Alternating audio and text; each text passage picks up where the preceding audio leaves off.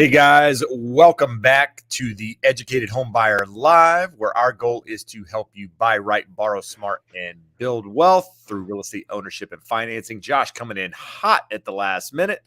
We appreciate you guys being here. We've had a little bit of change over the last week. We've seen interest rates, I guess, again, hit monthly highs. We've heard a lot of talk about inflation. Some talks about recessions, no recessions. We got weekly numbers last week on jobs that looked pretty good and kind of put recession at bay for a lot of people thinking. And then we got some revised numbers that thought, maybe it's back on the table. So we're going to talk about that in a little bit more detail. But before we do that, welcome Josh to the show. Josh, thank you. Can you read the stress on my face? So anyone that tells you that this is all fun and games and it's an easy business and you can sit on the golf course and have fun, they should come sit with us for a day or two. You're doing it wong, Josh. That's the problem. That's obvious. Right. Yeah, that is obvious. That's the problem, is you're doing it wrong. So, there's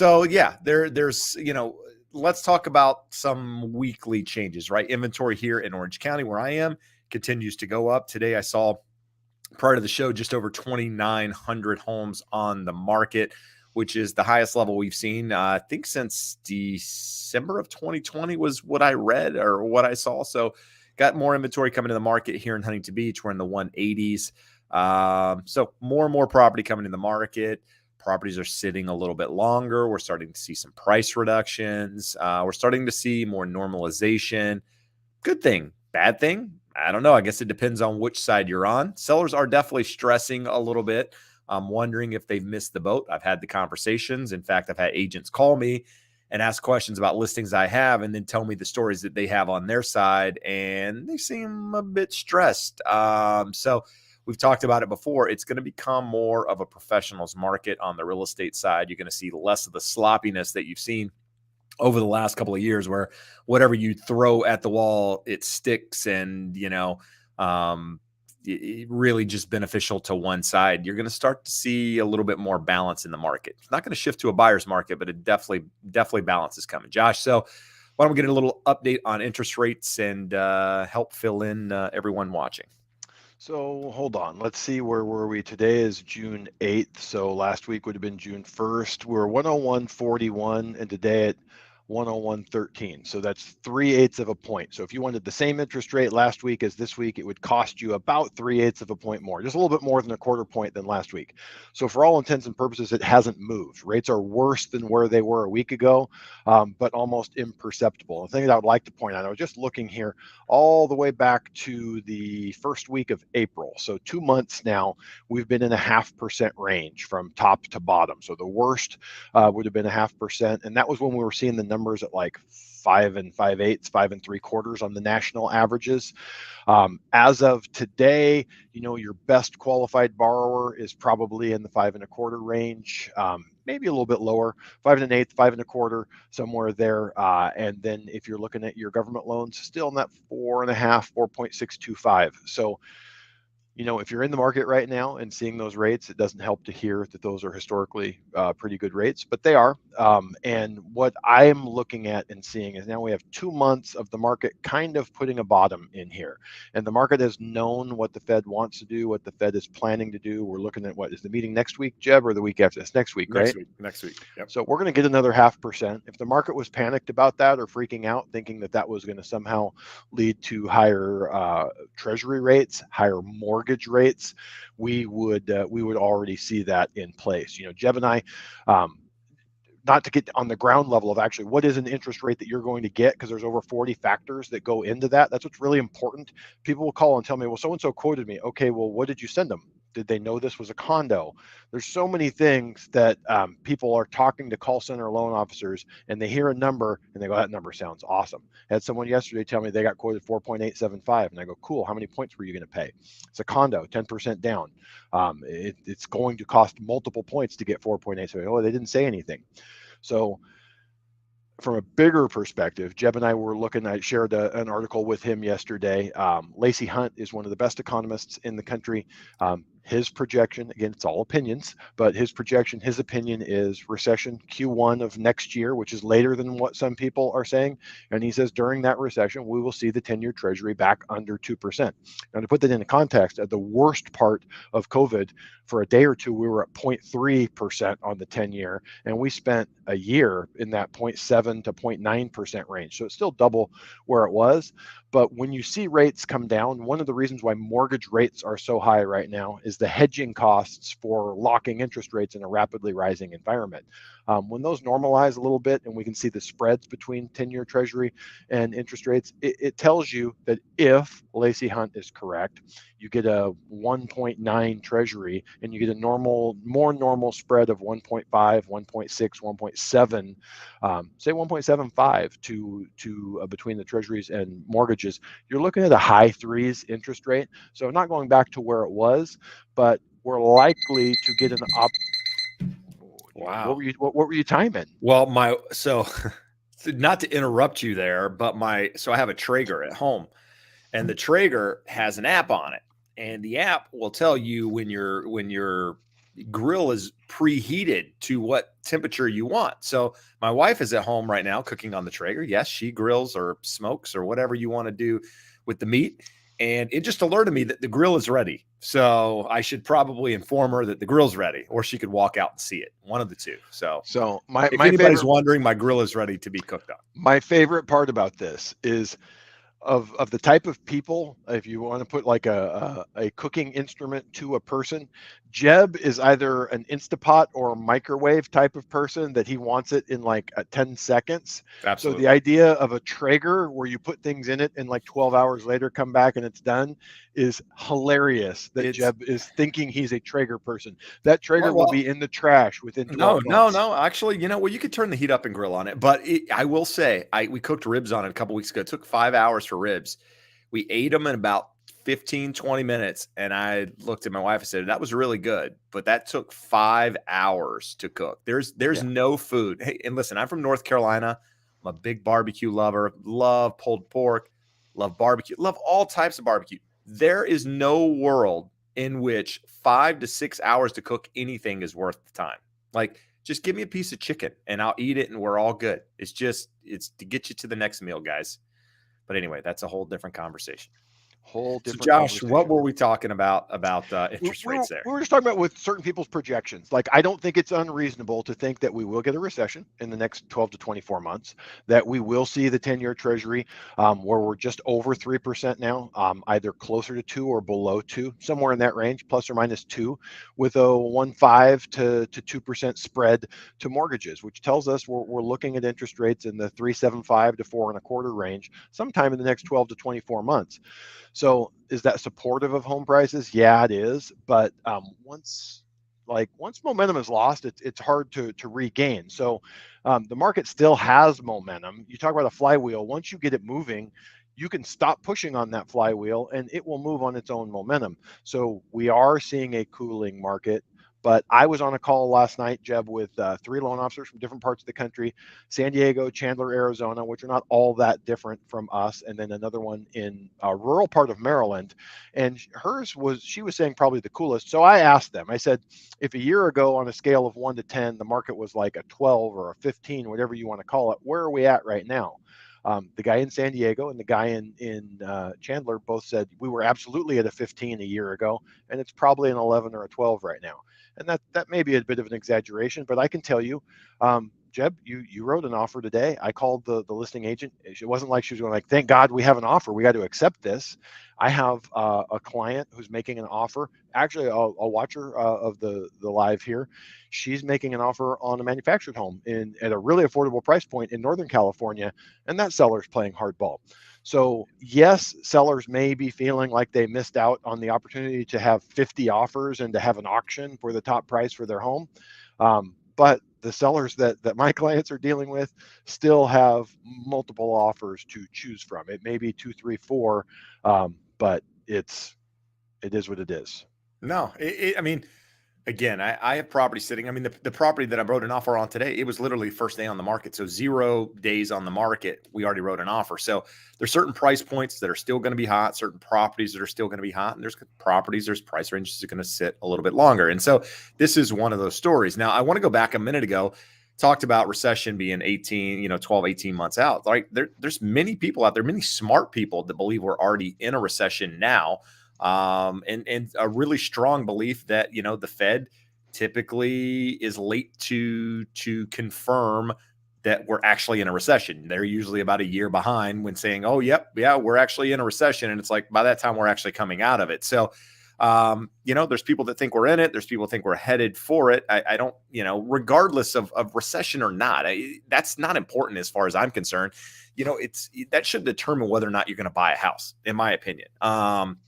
Now, there's obviously ancillary factors that go into all of that and helping you make the decision. And this isn't a channel that's just pro bullish, you buy a house, you need a house today type mentality, but it's about educating you, the potential home buyer, so you can make the right decisions. And part of those right decisions it's less about everything else going on and more about what's going on with you. Is it the right time? Do you have money in the bank? Do you have job security? Great. I mean, sure, there's going to be some layoffs. I mean, they're already happening. You're going to have industries that, that have more than others. But what I can tell you is that the lower end of the economic picture, if you will, that those making less income are going to be more affected by the recession than those in the middle to upper class, just because of the dynamic there. So don't get caught up just reading the headlines, the doom and gloom, is a recession coming or not? I'm going to be able to buy a property for less. That's not the way to look at it. I mean, buy a property for the right reasons, and those things aren't a concern in the long run. I mean, told the story to you guys many times before. When I bought my property, it was about buying the property that I wanted in the location that I wanted. And in fact, it wasn't even a property that I really wanted. My wife wanted it. And it turned out to be a great time to do it, but I could afford the payment. That's what I was concerned with. I was worried, or I was not worried about being able to make a payment. I was more looking out and saying, okay, regardless of what happens, because we had just came out of a housing disaster at that time when I purchased the property that I own now in 2012, is that, I just thought, okay, can I afford the property? Yes. What if something changes? Okay, it's this amount per month. I'm not really worried about that. It was in my budget, and that's what I was concerned about. I wasn't worried about, what's it going to be worth tomorrow. It was my family needed a place to stay. We had one child. We were planning on having multiple, and, here we are today. So anyway, long way of getting here, but we got some good questions in the chat. But I would, there's also a comment here that I'm going to comment on now. For those of you, we've changed the dynamic of the show over the course of the last couple of weeks, months, if you will. It used to be me by myself. Josh came on as our resident mortgage expert. And now we've kind of turned this live into a podcast that we post every Friday on the Educated Homebuyer Podcast, which you can find anywhere. But outside of those Friday posts, which is this show, every Tuesday we post something where we talk about specific details of a topic. This last week, we talked about new construction versus existing construction. This coming Tuesday is going to be single family homes versus condos, but we've dug into everything from why you should own a home, why it's important, should you buy now, just everything. So go back. There's, I think, 18 episodes now. But listen to those, those will help you, in my opinion, more than the show will, because it's a deep dive into each one of those topics. So David Yang actually posted something here a moment ago and said, are we not going to, no, that wasn't it. David asked about, he asked about the Portland episode that I promised him. We had a change of plans. So Friday, we were supposed to do that episode last Friday. It was my son's birthday. We ended up taking him to Great Wolf Lodge, overnight stay, blah, blah, blah. And I had to cancel the show because my son was more important than the podcast. So we are going to film that episode. In fact, I reached out to Ben today to see when we could do it. It will be up soon, I promise you guys. But appreciate you hanging in there and listening. And then there's some people watching right now that have only been on the podcast, never seen us live, which is awesome as well. So thank you guys for being here. But Josh, before we even started the show, Oscar came on and ask a question. Now, I went back and asked Oscar a couple of questions about, what's his new rate, what have you, still searching for that. But just let's look at the question right now, knowing where rates are. Does this even, is this even something we should contemplate or waste time on getting quotes? But it says bought back in July, 790,000 at a 2.875 FHA. So 2.875 FHA. If he has 0.85 mortgage insurance, he's sitting at 0.38. 3.73. 3.73. Okay, 3.73 rate all in, including the mortgage insurance, which is $650 per month. Lender is telling us to refinance, to drop it, but you have to go to an ARM to do it. Is that worth the risk? Josh? No, and this reeks of I hate to say this reeks of a starving loan officer looking for a commission. 3.73. You tell me where you're going to get a 30-year fixed at 3.73. The numbers, no matter who. In this case, he said he was going to get an ARM. So can you get an ARM at 3.73? So you're going to give up a fixed rate at 3.73 to go to an ARM. Maybe if you had the best portfolio lender on the planet doing a 5-year ARM at 3.73, 3.75, 3.875, 4%. Again, what is so bad about mortgage insurance? Oh, it's $650 a month. Well, cool. Do you care whether it's mortgage insurance or whether it's interest? It's the amount of the payment. You're not going to get a lower payment. So why pay for a loan to get a lower payment and give up the 30-year fixed rate? I mean, we just said a few minutes ago, we think in the next 12 to 24 months, we're going to have an opportunity at lower interest rates. So why would you go to an ARM when you are likely to have the opportunity to get to a fixed? And if you don't, there's nothing wrong with a 2.875 FHA. We get this question, probably every other week, Jeb? I want to get rid of my mortgage insurance. I have an FHA loan. I want to get rid of my mortgage insurance. Why do you care? You should care about what your monthly payment is. You could call it ice cream fees. It doesn't matter. Ooh, that sounds delicious. What it is. It sounds more fun than mortgage insurance. Can you have a cookie, like a warm cookie with the ice cream? A cookie fund, Ooh, any number of things in there. Zuki fund. But do not get hung up on, oh my God, I've got mortgage insurance at $650 a month. You also have a 2.875% mortgage rate on a 30-year fixed rate loan. So you're saying, I'm focused on this one little tiny bad thing when I've got this one giant awesome thing over here. I would hold on to that for dear life until such time comes as I can get a 30-year fixed with a lower monthly payment. Good stuff. So hopefully that helps you, Oscar. Appreciate the super chat. That's we're grateful for that. So Stephen Goldstein says, well, it looks like the Feds are stuck with increasing rates and also a recession coming. So a lot of people, not a lot, I don't know, maybe a lot, also believe the idea of stagflation, right? That stagflation, something we had back, in the 70s, Josh? Was it 70s?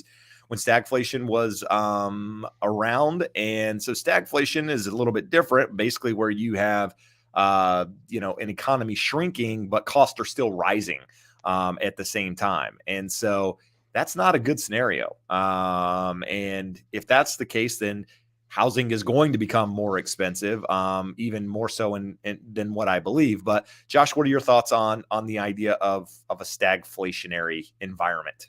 Well, it's a fancy name for a recession while experiencing inflation. And if you think that we're going to have a recession in the next couple of years, which I do, and then to think that we're not going to have stagflation requires you to think that inflation is going to be under control. We showed a few weeks ago the chart from Goldman Sachs that they think by it was the end of 23, we're trending towards 2%. If you're over 3%, that is high inflation relative to the recent past, the last 10 to 15 years, maybe the recent 20 years. So I would say there's really no avoiding it. The thing to worry about is, do you have a deep recession where you have heavily negative growth? I mean, we saw, the funny thing is you're starting to see people play with the game with semantics right now. We've always accepted that the definition of a recession is 2 consecutive quarters of negative growth. I don't like that definition anymore. No one likes that definition. So we have one for Q1. And if you look at the Atlanta Fed's GDP now, their real-time read, it dropped from 1.4 expectation to 1.9 or 0.9 expectation for the second quarter, and the way it's trending, we could have negative growth. So if you're negative 1.4 for the first quarter, negative 0.1 for the second quarter, watch. People say, well, that's not really Yeah, it. nah, that doesn't count. That's not what we mean. So whether we like it or not, we have slower growth, and we currently have inflation. Inflation is going to work its way through the system. For the reasons that we talked about, the supply chain issues are going to resolve themselves. They are resolving themselves. What we're really looking at right now, and people will say, well, you can't really do that because I have to eat and put gas in my car. But you want to look at the core inflation readings. And the reason why it's always been looked at that way is not because fuel and food are not important, it's because they're volatile. And if you remember, I had I forget what kind of truck I had, but it got horrific gas mileage. The last time gas prices got up to around $5 a gallon, and everyone said, "This is the end. We're nearing peak oil. This is the end of sub $5 a gallon gas." And yet we had gas go back down to almost $2 a gallon in California and under that in other parts of the country. So it's cyclical. It comes and it goes. So, it could be with us for 2-3 years. There's not really a lot on the horizon. Depending on how you vote, you may make sure that we have it for 5, 6, 7, 8 years longer, because these high gas prices are not a bug. They are a feature of what the current administration wants to have happen. We don't have anything to replace gasoline. People can't afford to put gas in their cars, but we will say, well, they need to replace them with electric cars, and we're going to do this with electric, and electric rates won't go up when we put that additional stress on the grid. So it's not that the objective isn't a valid objective, that we decrease carbon emissions by decreasing our reliance on fuel, but we don't have alternatives right now, and the current administration doesn't care about that. So until we have a situation where we have a more reasonable policy, gas will remain elevated. But at the core, what we're seeing is that normalizing already, because supply chain issues are clearing up. And we may end up seeing inflation at higher levels than what we've seen over the last 20 years. It's been really hard for the Fed to meet their projection or their target where they want inflation right at about 2%. It was hard for them to get it to that level. It may be hard to get it back down to that. 3% may be the right number going forward, 3.5%, 4%, but we will see. But your question on stagflation, I don't see how we avoid it, because the inflation is not going to get back down to that 2% range before we hit a recession. All right. Well, there you go. So Changing Frames gave us a $5 super sticker, said, thanks for what you guys do. Gracias. So de nada. We appreciate you contributing and supporting the show. Much appreciated. So I came across this slide yesterday while doing some reading, and I thought it was interesting. And Josh mentioned Q3 or 2020. He mentioned Goldman Sachs coming out about year-end 2023. So I thought I would post this now, just kind of get, we could have a conversation on it. But this is from B of A Global Research, and then basically what it is it shows what a draconian 50% increase in existing homes for sale, and a 35% decrease in existing homes sold by year-end 2023 would result in a move from 2.25 months to 5 months supply. So they believe if existing homes increased by 50% and demand decreased by 35%, that the year and a half from now, essentially you'd have a 5-month supply of homes nationwide. We currently sit at 2.2 months. So that seems high by today's standards, but it goes on to say that that's a 20, that would still be below the 20 plus year average of 5.4 months. So yeah, inventory is increasing, guys. It is the headline that everybody wants to do their doom and gloom videos on, that the market is crumbling because inventory is increasing. That's okay. Again, you can't, any increase at this point, if it increased by one home, they would say it had increased and would give them something to stand on, to talk about doom and gloom, to get views, to get clicks. And the reality is it's less sexy than that, to be honest. It is not really that important at the moment. Now, if you continue to see just a huge amount of supply, then it's going to slow down quicker. But this is seasonality is part of this deal. There's affordability plan in it. There's a couple of things that we have this year on top of seasonality that we've never had. And If the market holds to be true, there's going to be a time later in the year where things slow down again with regards to increases in inventory, and we can have the conversation again, Josh. But anything you want to add on that slide there at all? One giant thing is, what do we call a neutral market where neither buyers or sellers 6 are in months. control? 6 months. So we have a crazy projection says we don't get to neutral, and it is what it is. Again, you already went through it. We can talk about, oh, supply is changing, oh, the market is moving. All those things are true. That is probably the most aggressive path to normalization in a neutral market as you could possibly project. I don't see a 35% drop in buyer interest. Maybe it's 10%, maybe it's 20%. I don't see 35%, and I certainly don't see where a 50% increase in inventory is going to come from when most people are happily locked into their homes with small loans, low interest rates, and a bunch of equity. Good stuff. I agree. Christina Smallhorn, another YouTuber in the real estate space, does videos differently than I do. Doesn't really get involved in the doom and gloom so much. More talks about affordability and I think a lot of boomers trust her and use her and all of that good stuff. So if you want to check out Christina's channel, she has one. You can follow her. She might still be in the chat. You can ask her some questions and all that good stuff. So Christina, thank you for being here. David, I mentioned this earlier. We are going to post the video, the podcast on Portland. It just, unfortunately, it's delayed, and that's my fault. So if you want to have a conversation with somebody in Portland, reach out to me. I'm happy to put you in touch with him directly, and you can have that conversation prior to listening to the podcast. All right. So David Thompson says, anyway, to project interest rates for late 2023, wife and I are still working on saving larger down payment, down payment, closing cost to purchase up to $800,000 in San Fernando Valley. Yep. In SoCal. Oh, so I got social. SoCal is consumer finance. Social SoCal. Yeah. Is consumer finance the only source? So I'm not sure I understand that question, Josh. Yeah, I don't know what consumer finance is. It's some type of publication or maybe a website that he's looking at. Okay. But yeah, there's lots of ways to project it. You have to look at what you think growth and inflation look like. So we talk here every week that Jeb and I read a lot of stuff and a lot of really smart people, and they don't all agree. So in terms of the way I answer this question, I don't like the idea of looking at waiting. We talked to it was a heavy-handed message that we would give in 2020 and 2021 when someone said, "Hey, I'm trying to save up more money."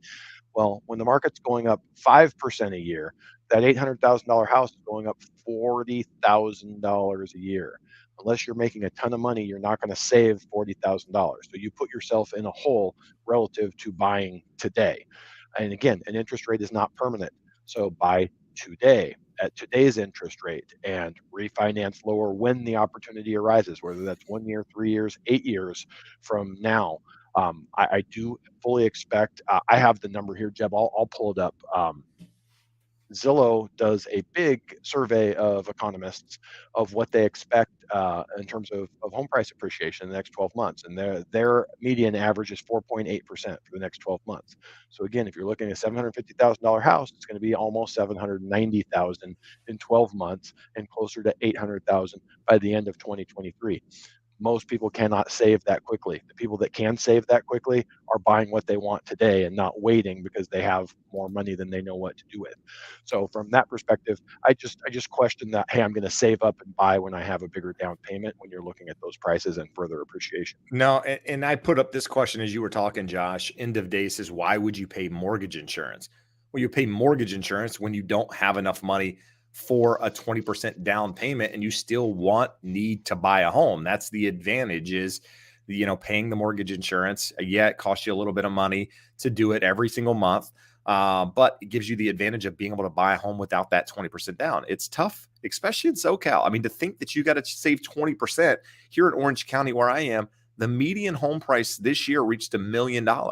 So that means in order to put 20% down, you got to save $200,000. Not most people don't have $200,000 ever. When you look at the national savings rate across, the US, but saving that much money is difficult. And a lot of people have use programs with FHA and some of these programs that allow you to purchase and have mortgage insurance, conventional financing as well, and have been able to build generational wealth by doing it. So it's not all bad. It's not a negative thing. You just have to know what you're getting into, know the pros and cons of mortgage insurance, and then, decide whether or not it's right for you. But don't get stuck on somebody saying, well, I would never pay mortgage insurance. Well, maybe they wouldn't, but maybe it's okay for you to do it.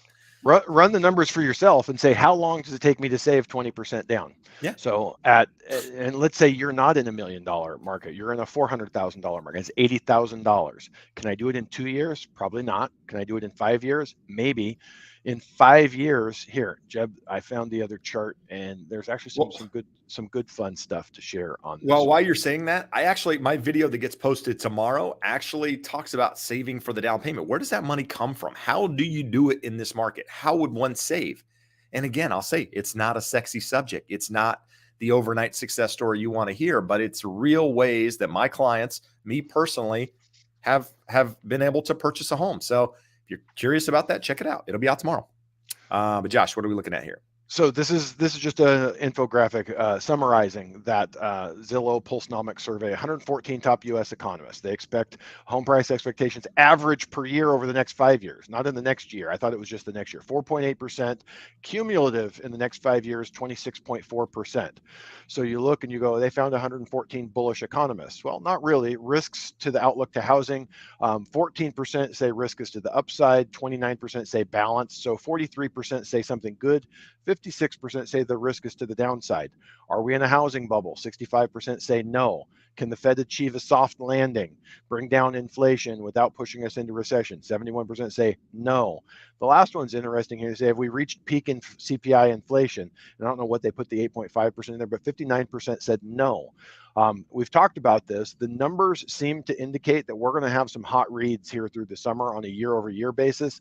So July, August, September are probably going to be our peak reads. October, November, December, before we start seeing a decrease in that. So the good news for the Fed is that gives them cover to continue increasing rates and then downplaying the risk of recession or the actual numbers coming out if we see Q2 read that says we saw another month of decreased growth or negative growth. So I just thought it was an interesting look at it, and in context of saying, if you need $80,000 and it takes you 5 years to save it, well, your $500,000 house went up 25% to $625,000 house, and you don't have 20% down in 5 years. So that's why you pay mortgage insurance. That $400,000 house today, if you have 20 grand, put 5% down. If you have good credit, the mortgage insurance is going to be pretty minimal. Even on an FHA, it's 0.85%. It allows you to get in, enjoy the next 5 years of 20-25% growth, pay it down in terms of decreasing the loan size, and at some point in the future, get rid of the mortgage insurance and maintain the equity that you built in the home. There you go. Good stuff. So we got, let's see here. We're going to address this question real quick. So Jay is asking, why is the Fed unable to raise interest rates past 7% today when they were able to raise them to 16% in the 80s? So he's referencing something I mentioned in a video where I said I didn't think the Fed could raise interest rates as high as 7, 8, 9%. I didn't think they can. And what's the difference in now versus then? Now we have $35 trillion in federal debt that has to be serviced in some regard. And that's based off interest rates. So they already can't pay the bills, much less raising interest rates another 2 to 3%. And in addition to that, that would completely crush everything that they've done since COVID to prop up this market. And they would be in a cycle of having to basically ease monetary policy again, start buying mortgage backs. They would reverse every single thing that they've done by raising interest rates that high. But Josh, what are your thoughts on why the Fed's not able to get super aggressive on interest rate increases? Well, it's good that you gave the context of the video that you made, because when I just read the question, I say, why would they want to? Right. It's like, what purpose would that serve? You're not trying to raise rates above what inflation is. You don't need to. You're trying to put a brake on the economy. I think that's the idea, is that I made a reference to, hey, listen, in the Greenspan days, he actually, was it Greenspan that rose, that took inflation above, Volcker.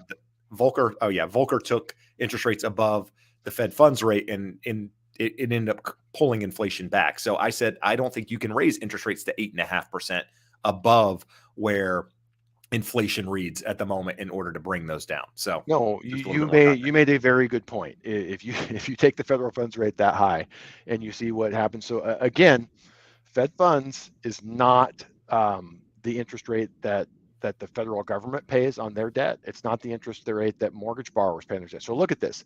We're at about 8.5% headline inflation right now, but mortgage rates are 5.5%. People go, well, that's crazy. The lender is losing 3% on that. Well, they're not making a 3-week loan or a 3-year loan. They're making a 30-year loan. So the lender is telling you, I do not believe inflation is going to be at 8.5%. Does it mean that lenders are correct? No, but it means versus people making YouTube videos or commenting on videos or on Reddit or on Facebook, wherever they are, saying, hey, I know what's going to happen and rates are going so much higher and this, that, and the other. They're actually betting with real money. And same thing with treasuries. Why is 10-year treasury yield 3.02% right now if inflation is 8.5%? Because the market, people who are betting with real money, large sums of it every day, do not believe that that's where inflation is going to be long term. You look, Jay, I would say just research what the current neutral rate is. There's some debate on what that is, but neutral rate is somewhere, a neutral Fed funds rate, depending on who you're listening to, somewhere between 2.75 and 3.5. So raised to 7, it's sort of like, why would you put your foot on the brake when you could run from 50 feet away and jump and land with both feet on the brake? You don't need to. This is going. We're gonna have slow growth whether we like it or not, and slow growth. We've said this 1,000 times. Recession is by definition deflationary. What does that mean? When you have slow growth, people are losing jobs, unemployment goes up, incomes go down, they're not outspending money. So the cure for high prices is high prices. Once prices get to a certain point, I mean, I can say I'm not short of money right now, but I can tell you I drive less than I normally do because I lose my mind when I pull in and it's $195 to fill up my gas tank. I don't like doing that, so I drive less. So it's not as simple as Josh driving less is going to bring prices down, but when all drivers drive less, you start to see supply down, demand stays the same, the prices will recede. It's that way So with what about everything. those saying that for housing? What about those that say, okay, Where's the supply come from? I don't know. Maybe it just gets built, Josh. Yeah. Maybe people don't buy homes and it just continues to sit and inventory grows. That's the argument, is that at the foreclosures, that's where it's going to come from. So I'm bringing it up so that we address it, because that is what some people are going to say. Maybe that's where we go going forward. Did we do an episode of the podcast on why the magical foreclosure wave is never coming? Yes, we did actually. It was like 2 episodes ago, but I was gonna say we could talk short about that. memories We here. already did. We Yeah. already did. So all of these things, it's cool. And you can come up with, well, what about this? What about that? Well, anything's possible, but they're highly unlikely based off of everything we know about the numbers involved. It's funny that you talked about building. When you jump into a next question here, I actually have a good report that mentions something about the pace of building, and just like, there's no way they can't cover up the lack of supply. Well, yeah. I mean, while you're doing that, I mean, I'm going to post something here in a minute, but they're building new construction here in Huntington Beach, right? So I mention all the time, not a lot of new construction happening in my market. And so there is a new construction project that's been underway for probably 2 years, at least 2 years, been trying to get permits and, get the ground broken, I assume, to be able to start this project, because it's been so long since it did. Well, now they've got buildings up, and in my market, guess what these properties are selling for? $1.3 million for an attached property with no yard, 0 yard, a 1,200 square foot lot. So not affordable by any means. So it just shows you that builders aren't building the homes that we need. We need entry level housing, not just here in Huntington Beach. We need it nationwide. It is the entry level buyers that allow the market in many ways to do what it does. And you're missing that piece of the puzzle at the moment. And until you have that, you're not going to solve a lot of the problems with housing out there. But before we go on, it is 41 minutes in. We do this for 2 hours. Ask that you hit the thumbs up. There's 209 people watching. There's 55 likes or 55 thumbs up. Hey, listen, if you don't like it, you think we suck, hit the thumbs down. I mean, it's just about engagement. Again, it helps YouTube, know that people are actually watching it, and it helps us, by goals. We have goals, people. We have goals, and you can help us by doing these things. You can comment on the video, you can share it with somebody, you can hit a thumbs up, you can subscribe to the channel. All this stuff helps us. And what is the goal? To help educate home buyers, sellers, anybody involved in that process to make better decisions. We're not telling you to buy, we're not telling you to sell, just make better decisions. Now, if you're looking for a lender, looking for a real estate agent, there is a little scroll across the bottom of the screen. You can go to that website. I'll connect you with somebody, take great care of you. A lot of you guys have done that. And I mean, I've had 13 people close this year that I referred to somebody out of area. 13 people that have worked with a realtor that I referred them to. So congrats to you guys. And yeah, appreciate it. So Josh, you had a slide that you wanted to put it up here. Let's do that. I cannot find it. Josh So cannot find the feel slide. bad. He's lying, and he made this whole thing up. Failed miserably. Well, that's okay, but Josh. It was just about the pace of building. The supply chain issues, how it's slowed building, how many units are actually being completed and absorbed into the market. So maybe we'll find it and we can bring it up next week. Well, Josh, you just got an email to cross-qualify our mutual client that we submitted an offer on today. So I guess what you're doing after this. So Anya says, Josh, what are you most busy with? So Josh started the show. If you guys weren't here, it's a lot of tears. There was some sadness. Josh was upset, came to the show, just rattled, and basically said that this job isn't what most people think it is. So Josh, what has consumed your day? So we're going to use this as an outlet each week to let you vent. We're not going to do that. No, that would, first off, YouTube would ban me from posting further. But let's get the PG version. So the flip side to you guys paying, I'm saying, how are these things affordable? It means that higher DTIs, more difficult files. We're doing a bank statement loan they've been fighting with all day. And we've got an underwriter asking us for just like things that shouldn't matter. Borrower has a 750 credit score. He's putting 20% down. He puts $20,000 in his bank account every month. So we've gone through and given everything, and we're supposed to be getting docs out, and they're coming back and adding condition after condition after condition. I have 2 borrowers who are buying new construction. An interesting thing is, we've talked about this before. The builder is always going to make you talk to their lender, and normally their lenders are Nazis. They lean on the side of telling you, nope, you don't qualify. You think you qualify, you don't qualify. Like, well, my lender says I qualify. Nope, you don't qualify. So we had 2 earlier in the year, and I believe both of them actually came from the show. They were buying new construction. Builder's lender told them, no, you don't qualify. We run through it. We're like, no, absolutely, you do qualify. And we had to fight the sales office because they're like, no, our lender's great, and they say they don't qualify. So we're like, okay, cool. If we give you an approval from the lender, will you take it? Cool, I need 3 days. 3 days later, here's your approval. We closed both of them. Well, the 2 that I have right now, these are really, really tight, difficult to qualify borrowers.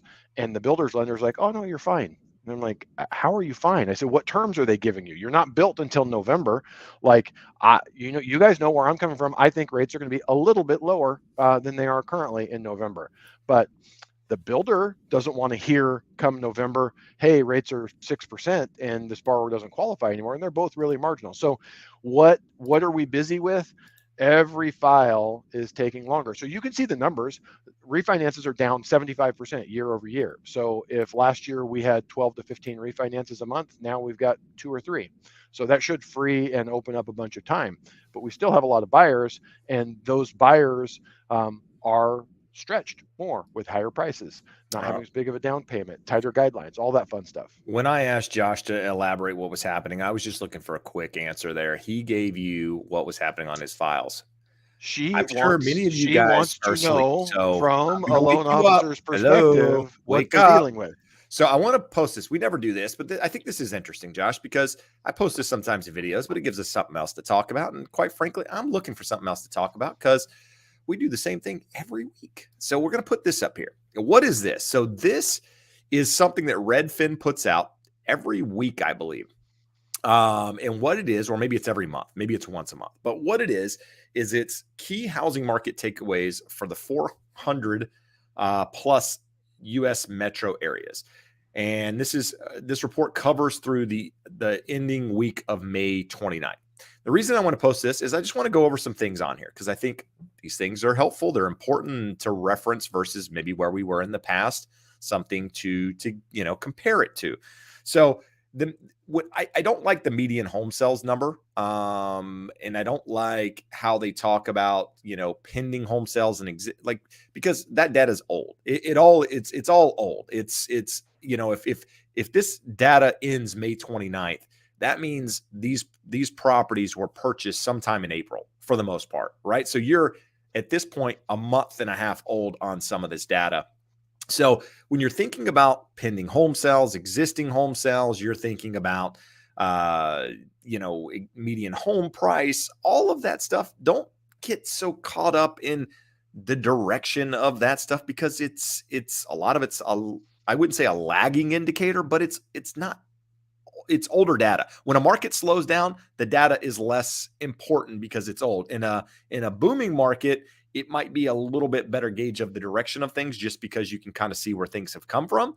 But what I want to go here and talk about is some of the stuff on the bottom of the screen when it talks about 54% of the homes were selling. Now, in April, rates were in the probably high fours, low fives, Josh, maybe at least the fours. I don't know exactly, but in the fours No, in April. we just ran the numbers. Rates have been essentially flat since the beginning of April, maybe up a 0.25%. So you were in the high fours at that point. Okay. So this 54% of homes that went under contract had an accepted offer within the first 2 weeks, and that's up from 53% a year earlier. So last year, market was crazy. This year, a little bit crazier, at least back then when these properties, went into escrow. 39% of the homes went under contract that had an accepted offer within a week. That's flat compared to a year ago. So no real big changes here. And the reason I'm saying this is because if the market was changing as drastic as people out there want to make it, you would see big changes in these numbers. You're not. You're seeing flattening, if anything, and some increases in many cases. Record, let's see. On average, 5% of homes for sale each week had a price drop. So I actually think the number's probably higher than that because this data, again, is a little bit lagging. So you're going to have more than 5%. I would say that some of the data I've read out there is closer to 20% of the homes. So 1 in 5 homes have had some sort of price reduction. I don't think, in my opinion, that's not that crazy. Many people out there might think, oh my God, the world's falling apart because you have a price reduction. No, it's sellers still think they're in a different market. I can tell you because I talk to them routinely, and many think that, it's still driver's seat. I don't have to do anything. I'm in control. And some of them are. They don't have to do anything, and they could be in control. I mean, it really just comes down to, do they want to sell or not? But over 20.1% dropped their price in the past 4 weeks. Okay, so that's more accurate. So the highest number since October 2019. So in October of 2019, the world wasn't falling apart. In fact, January of 2020, before COVID happened, the market was still on pace to have probably one of the better years we'd had in real estate in some time. But COVID happened and accelerated that. Lastly, average sell to list price ratio, which measures how close homes are selling to the asking price, was was flat at an all-time high of 102.8. In other words, the average home sold for 2.8% above the asking price. This was up from 1.18% a year earlier. So again, we're not seeing, even though the data is a little bit old, there's not like a huge change in any of these things. And that's what you need to pay attention to when you're out there looking. The homes that are sitting a little bit longer. I mean, I've seen homes in my market. In my market on the market for 30, 40 days. Is that crazy? No, it's not crazy. It's not what it was a year and a half ago or 6 months ago, but still not crazy to me. I'm still not worried. So those are, in my opinion, the things that you need to look at. But anyhow, so I would like to start putting more data up here on the screen and being able to talk to it, because a lot of it I post in videos and I just reference it quickly, but I think it's helpful sometimes to talk about some of this stuff and not just put a headline out there. And hopefully you can see that we're truly looking at all sides of the data. Some of these channels out there, good Lord, they're cherry picking data, bad data. There's valid differences of opinion among different people. The best thing that we can do, the best thing that you can do, is research a bunch of those opinions and see who you agree with over time.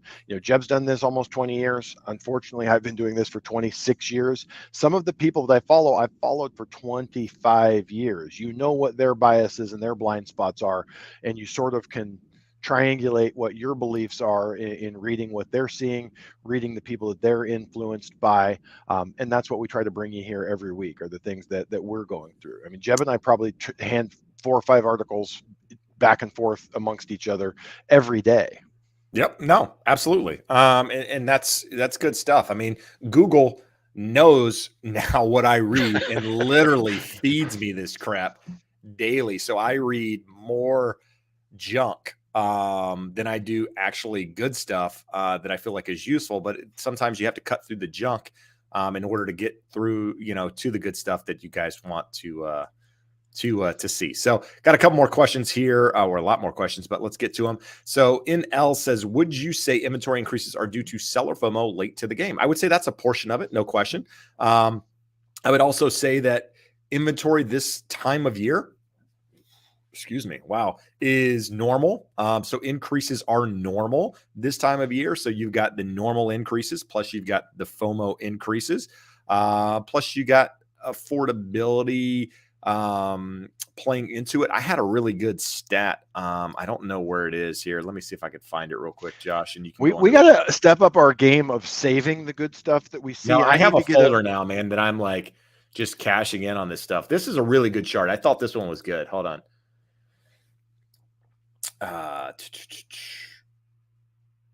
Okay, so let's go.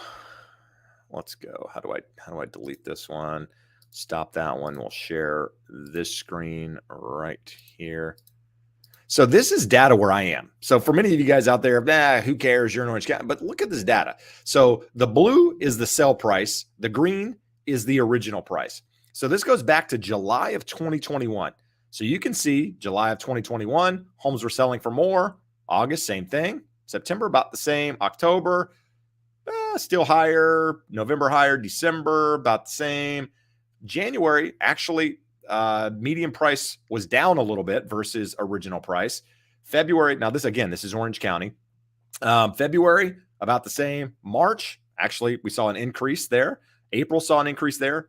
And these are months, April and May, when the market is changing, and you're still seeing the difference there. Now, June, obviously, that's not fair because we just started June. So that number doesn't count, but it just shows you that going back here, we're seeing properties, the original price versus the sales price is pretty close. I mean, even since rates have changed, rates started changing in January, February-ish. I mean, the real increases started happening in late February, early March, and yet homes are still selling pretty close to the asking price. So anybody out there telling you that you're seeing huge price reductions across the board, where is it? Because I'm not seeing it. I haven't seen a deal on a property in a very long time, unless it's some sort of distressed sale. And even then, that's not a deal, because you got to go in and put work and rehab and all of that stuff in it. So that, and those require cash, and that's a whole different animal. So anyway,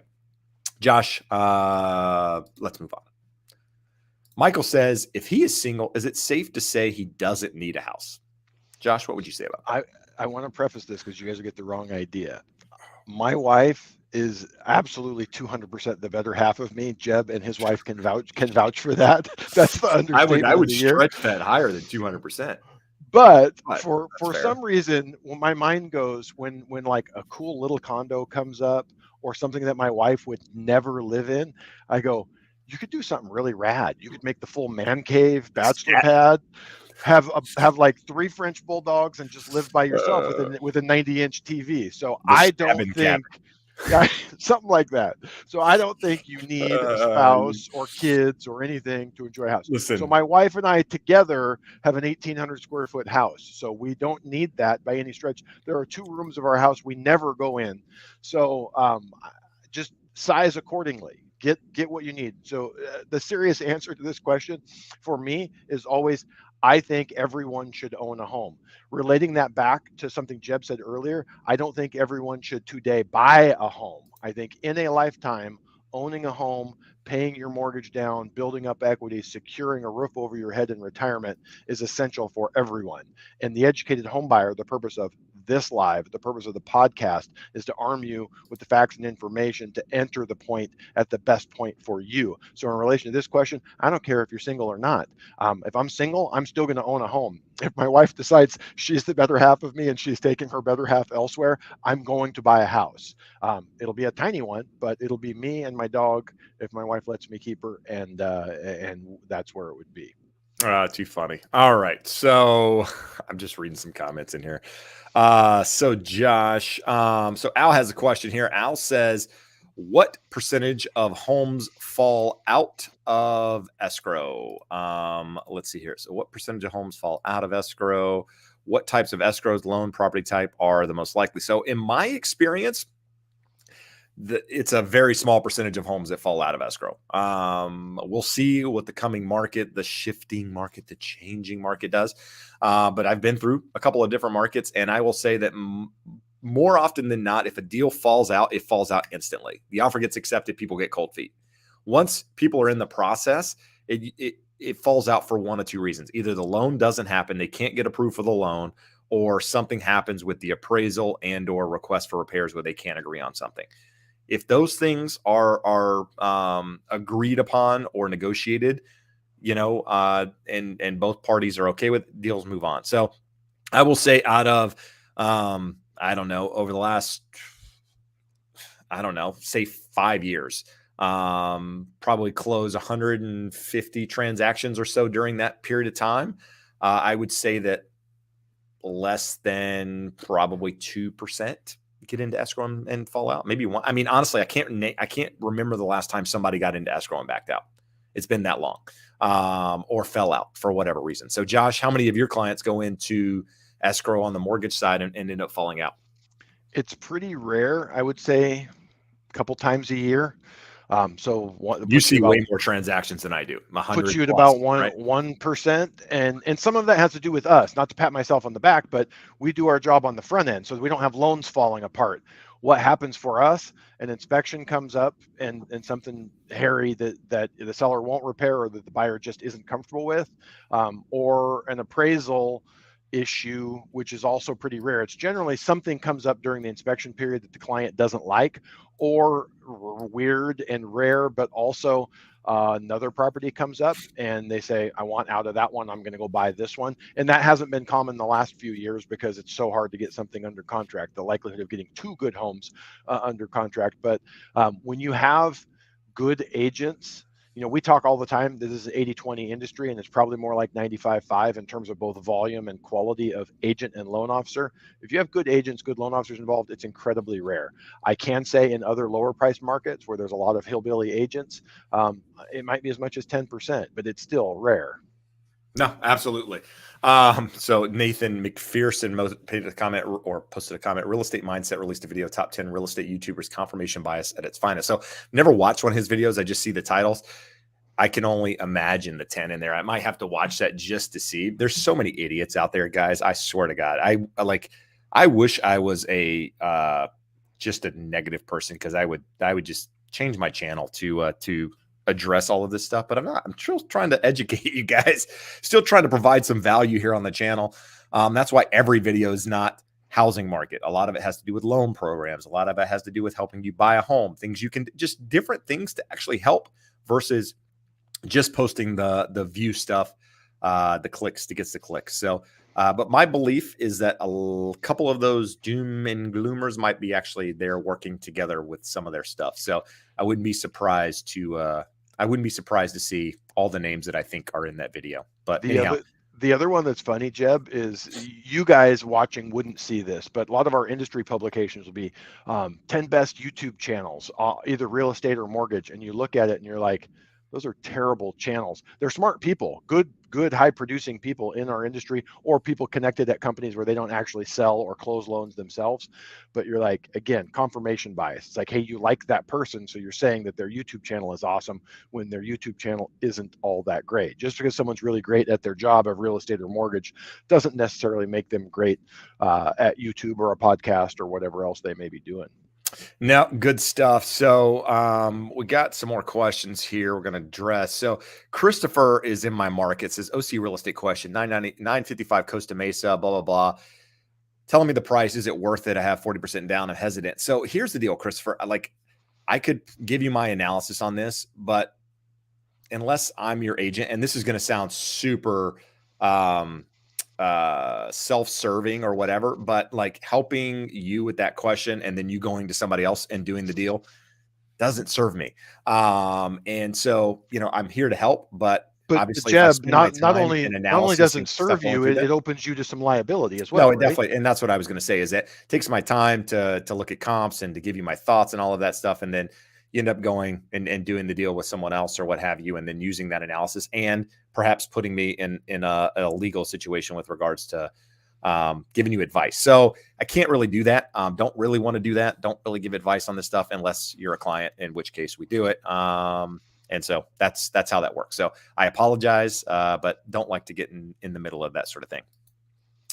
Let's see. So Dan says it's hilarious. If you look at your video thumbnails for the last 2 years, every video is the crash is here now. So I would love for you to go back and look at the titles of the videos and the thumbnail. Yeah, they're a little bit clickbaitish, but do I not address my thoughts in the first 30 seconds of that video, first minute of that video with regards to the direction of it? I've never once said a crash is coming, ever, because I don't believe it. And with regards to negativity, the thumbnails are what they are.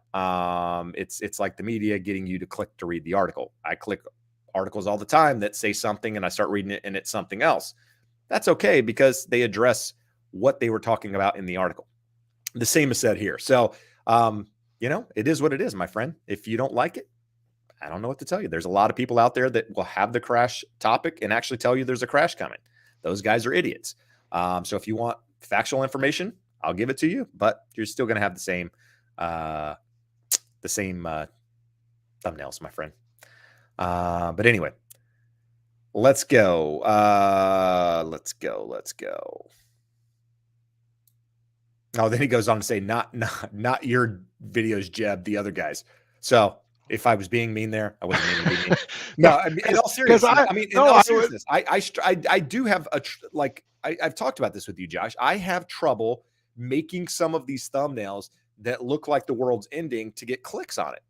But I try very consciously to make my opinion clear of what I think is going on in the market. And sometimes it's uncertainty, but that is me being real with the channel. That is the difference in me versus somebody else out there. And again, people have different styles and do different things. And hell, I could be completely, entirely wrong with this whole thing, but it is very much about, you can have the greatest video in the world, but if nobody clicks it, it doesn't matter what's in the video. And I can tell you from, 50 plus thousand subscribers and posting videos consistently over 2 years, the videos that don't have that don't get clicks unless it is one of two things. And we won't get into all that, but it is any educational video, anything that actually tells you, people don't click it. Why? Because there's all this other crap out there that people click on. So you got to play that game, but then you also have to deliver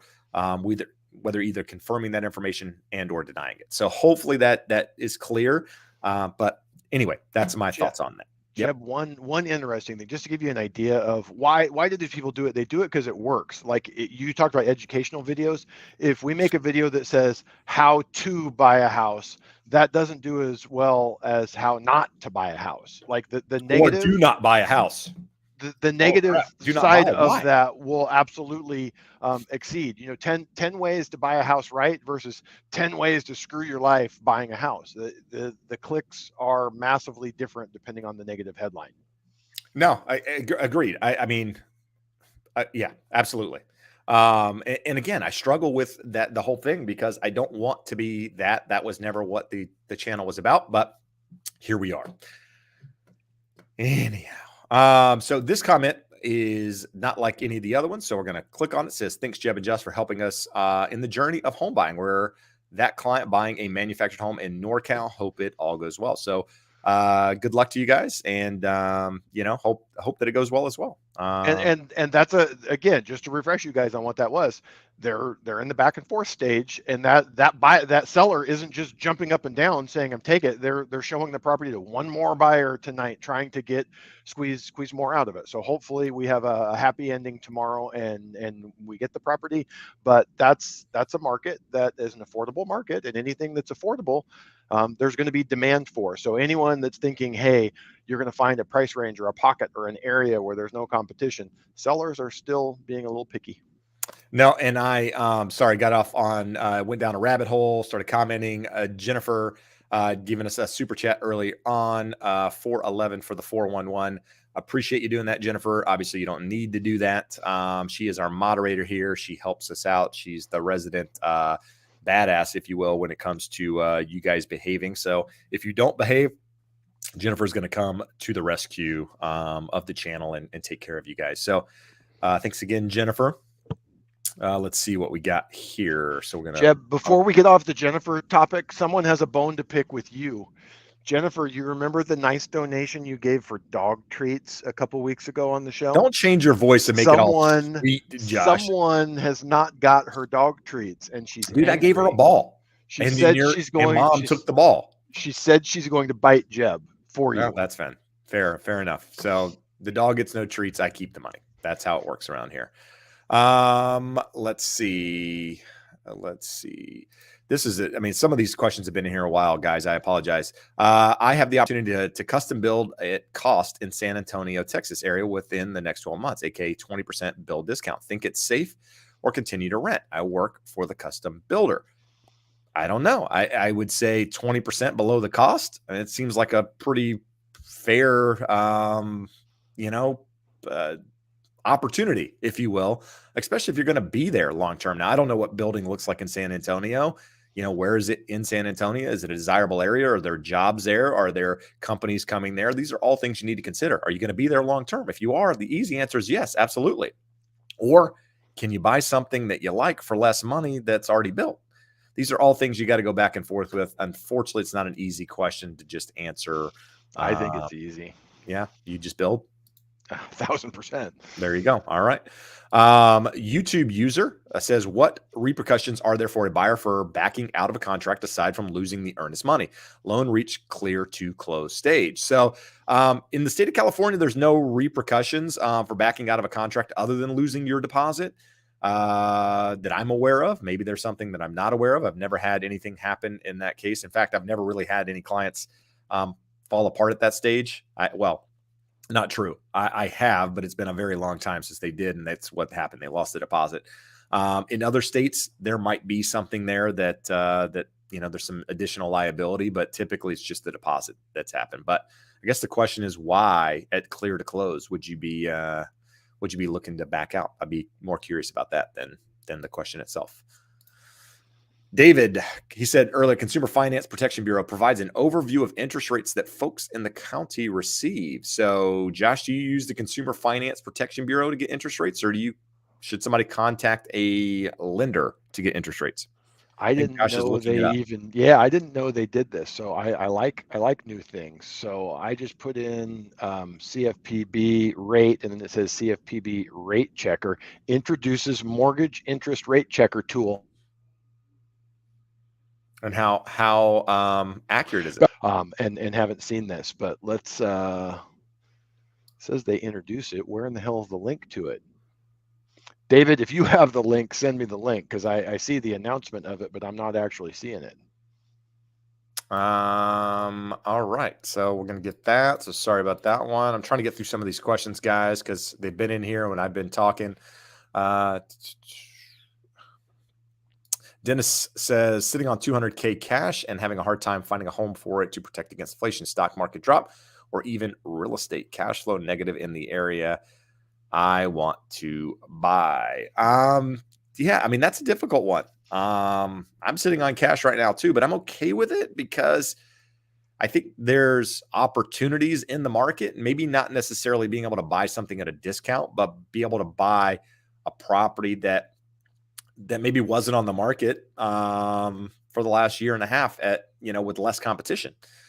So that's one option. And I also believe there's an opportunity to buy equities in coming months for less than they are right now. So I'm okay sitting on cash, having it there to potentially put into something. Yeah, inflation is what it is. You're going to lose some money on it, but I don't know. I cash is king. And if we are headed into a recessionary environment, having cash is important. So I don't know that you necessarily have to stick it into something, but if you do, just stick it into something that maybe is accessible and that you can, use it and grab something, if something, an opportunity does arise. So Cash is great. You can't be in cash forever. So at some point you have to do something with it. But in the short run, don't feel pressure that you have to do something. no, If there's I not, agree. Yeah. keep looking at your options, whether it's real estate, whether it's stocks, whether bonds, whatever it may be. Keep looking until something strikes your interest. But Jeb, going back to that last question, our friend Kyle over at Win the House You Love had a video that had the link to the CFPB interest rate explorer, Okay. and it's not terrible. I wouldn't call it good. I just plugged in some numbers here. California, $600,000 house with a 10% down. That gives you a $540,000 loan amount in Orange County. It defaults it to a conforming jumbo loan. So they haven't kept pace with the high balance loan limit. So it puts it into the wrong category. And I put in here a credit score of 800 on that 10% down loan. And it says, in California, most lenders in our data are offering rates at or below 5.81%. They're not exactly going out on a limb by giving you that information. And then there's a little chart here that gives you a spread here, and I don't know where they're getting this, but we talk about being careful where you get your data. You would like to think that the government would be a good place to get it, but actually, I'm going to show you this. Well, Josh, earlier you said there's 40 factors that go into an interest rate. So Yep. when you fill out one of these online calculators, what does it ask you? It asks you like 4 questions, right? Purchase Yep. price, down payment, credit score. And sometimes the credit score is good, excellent, fair, poor, whatever. And then the next question is what? Maybe what state you're in? It doesn't ask you if it's a condo versus a single family. It doesn't, it has no idea what market you're in to know the high balance limits versus non-high balance limits. So there's a lot of guessing in this crap. That's why it's important to talk to a mortgage professional. Josh, I'm doing your job for you here.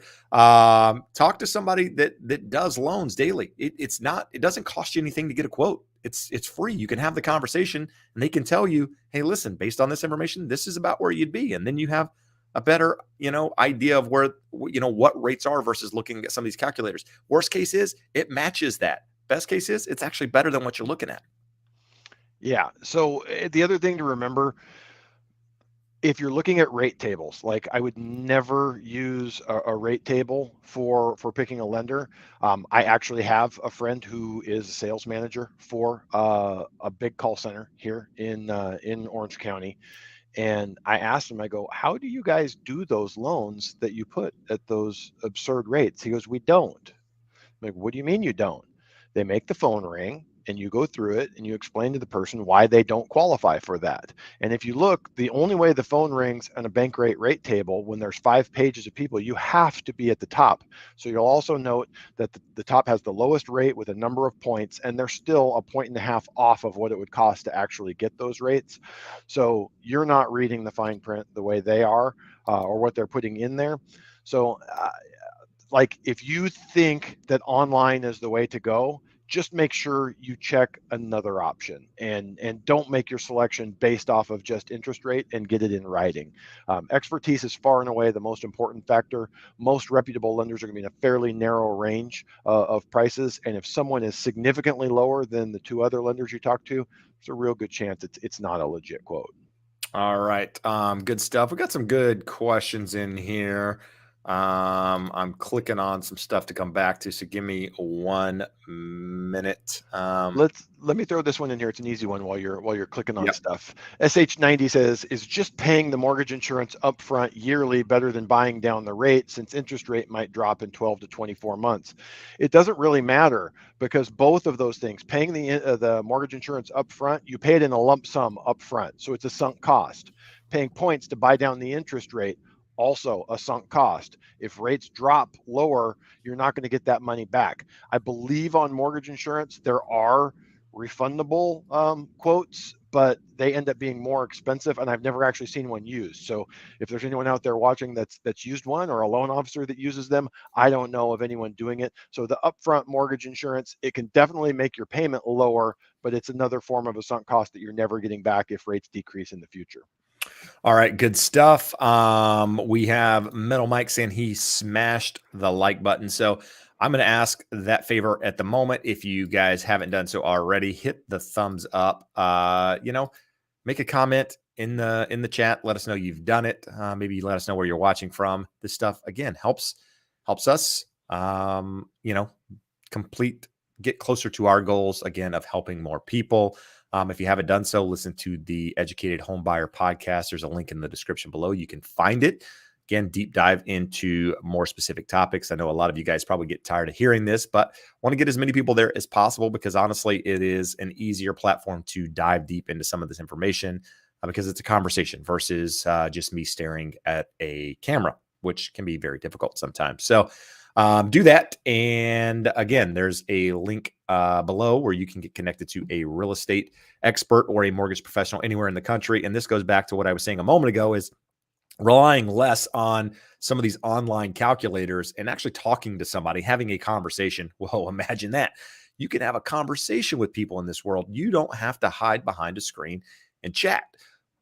That's no insult to any of you guys out there. I'm just saying you can actually have a conversation with people, get real information, and that will get you closer to what the numbers actually are. So do that for me, and I appreciate you. We're at 107, guys. You guys are slacking tonight. I mean, at this point, we should be at like 300.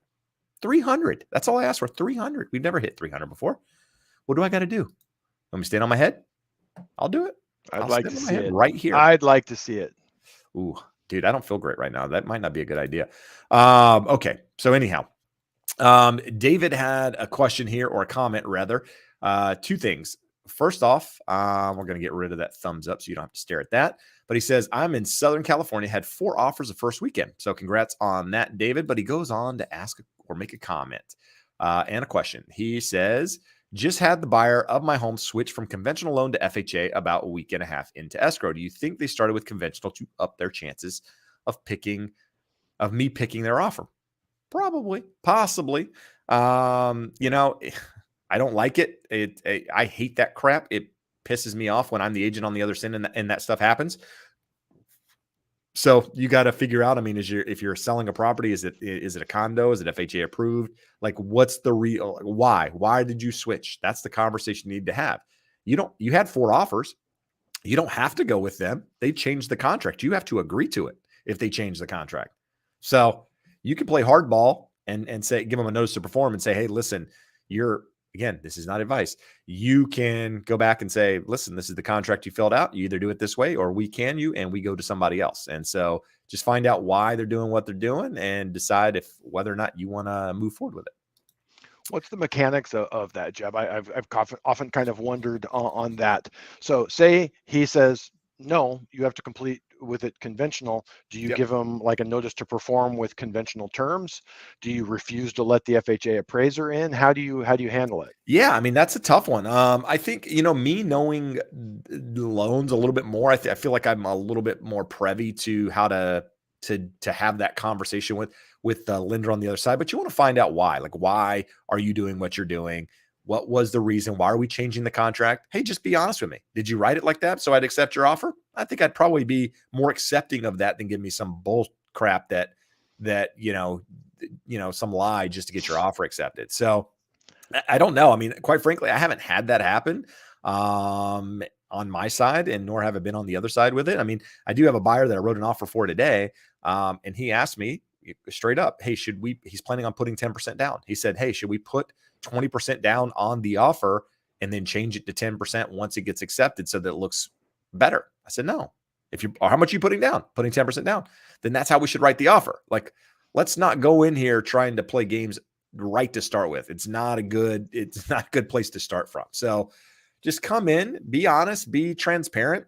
If it's meant to happen, it happens. And that sounds super cliche and whatever you want to reference there, but it is, I don't know. I think you got to do it for the right reasons. Anyhow, that's my take. The thing that I can say, Jeb, they're definitely, in all of the changes that we talk about, is a changing market. Market is decelerating, whatever it is.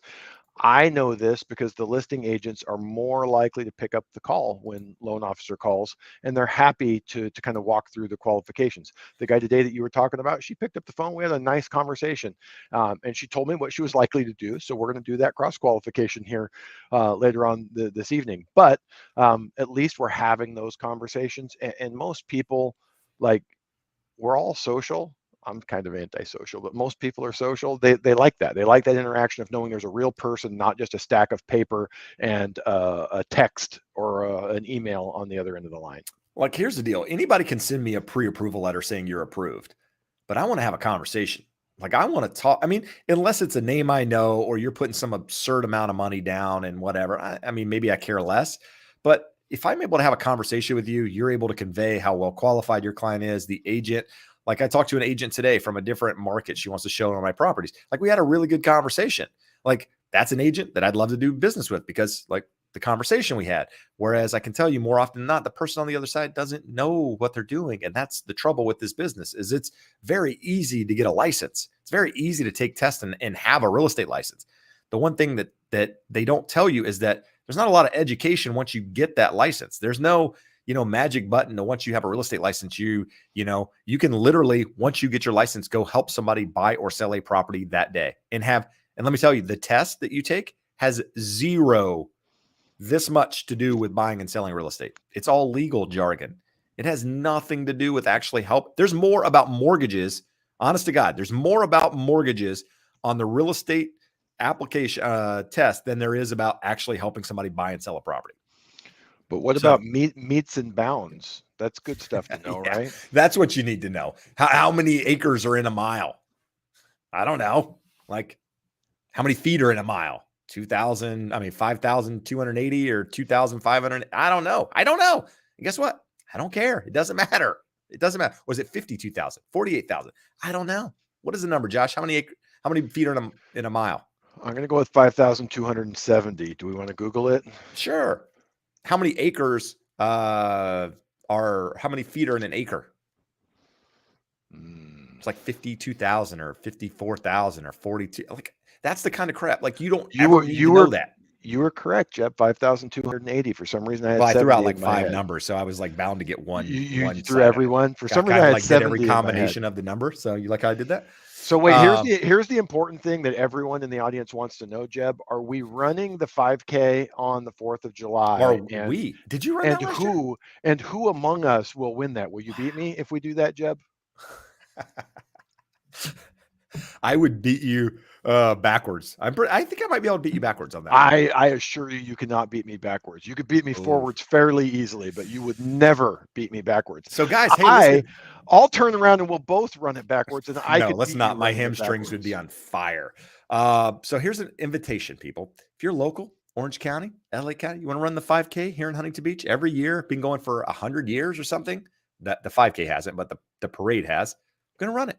So hold do on. It every year. It's 3.5 miles or 3.1 miles, 3.2, 3.1. Yes. Jeb, you had a brilliant idea. I'm going to double the brilliance of the idea. Everyone that comes and runs it with us gets a free Educated Homebuyer t-shirt if they'll wear it during the race. Wow. We're going to have nobody show up. Great offer, Josh. I'm just saying. Hey, listen, reach out to us. We're losing people here by the dozens.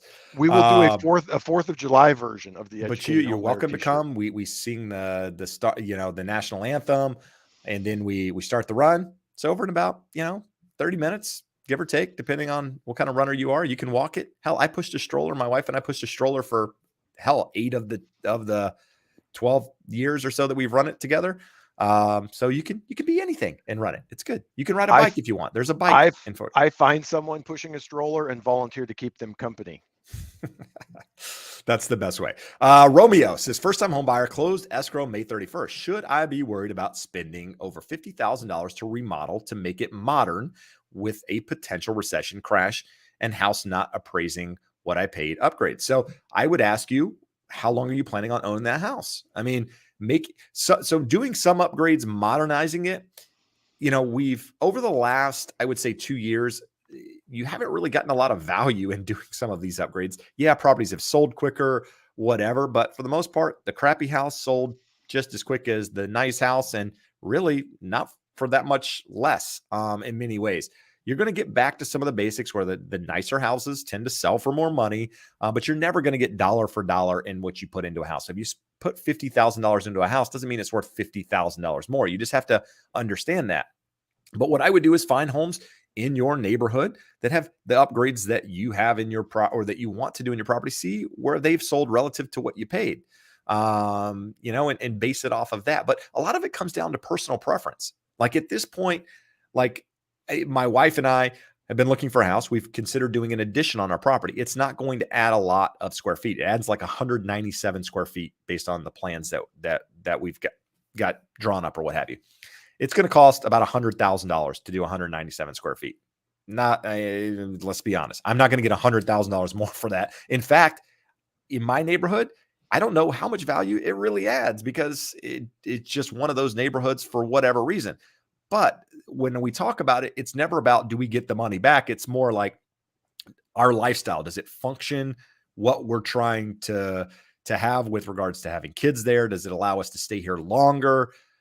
These are the things that it's important to me. I've never done upgrades on my property thinking that I was going to get more money out of it. It was more of, hey, I don't like living in a house that looks like that. Therefore, I want to do this to it. And hell, I think I've changed it 3 times in 12 years because the first time we did it, we just rushed in and did it, and then did it a couple years later and then again. So I don't know, Josh. I mean, you can just say, you just did a pool in your backyard. Do you think that your house is ultimately worth what you paid for it because you have a pool now? The pool added value. The pool did not add anywhere near the value of the cost. So since we're likely to die in our house, I don't care. I will enjoy that worth or value of the pool over the time frame. So Jeb hit all the right notes on that one. The only additional thing I would add is, what do your finances look like after you spend the $50,000? Do you still have a nice amount in reserves? Are you still able to max your 401k and achieve your retirement goals? Don't do it if it's going to stretch you. If you can do it, if you're comfortable with your monthly payment and you would be comfortable with your bank balance after you do it, and you're going to enjoy your home and all the other things Jeb said, you're going to enjoy it more remodeled and you're going to be there long term, by all means do it. If it's pinching you on your savings that you would have once you're done with this, or what you could save on a monthly basis, I'd be careful of it. But otherwise, do what you can to enjoy your home.